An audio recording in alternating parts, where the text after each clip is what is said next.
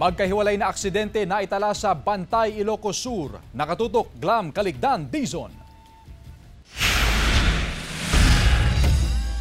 Kita sa CCTV footage na nagmamaniobra ang trailer truck na ito upang lumabas sa garahe. Maya-maya pa, biglang napahinto dahil may sumalpok na motorsiklo.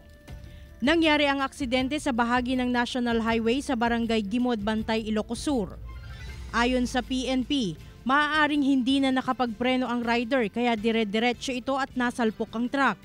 Kritikal ang kondisyon ng rider na nasa ospital. Nung natatnan po namin, wala pong malay itong driver ng motorcycle. Siguro hindi lang po niya na-tansya.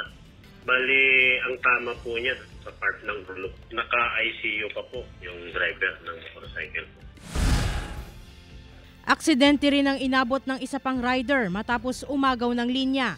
Sumalpok ang rider sa van habang binabagtas ang National Highway sa bahagi ng Barangay Paing, Bantay, Ilocos Sur. Nabalian ng daliri at paa ang rider na kasalukuyang nagpapagaling sa ospital. Wala namang nasaktan sa mga sakay ng van. Nagkaareglo na ang mga sangkot sa insidente. Itong motorcycle po natin na overshoot po siya doon sa may sharp curve. Nakuha niya po yung lane sa kabila kaya nagpabanggaan po sila doon. Actually, meron din po siyang protective gear. Nakainom po lang kasi. Wala pang pahayag ang mga sangkot sa magkahiwalay na aksidente sa Bantay, Ilocos Sur. Glam Caligdan, Dizon, 1 North Central Luzon.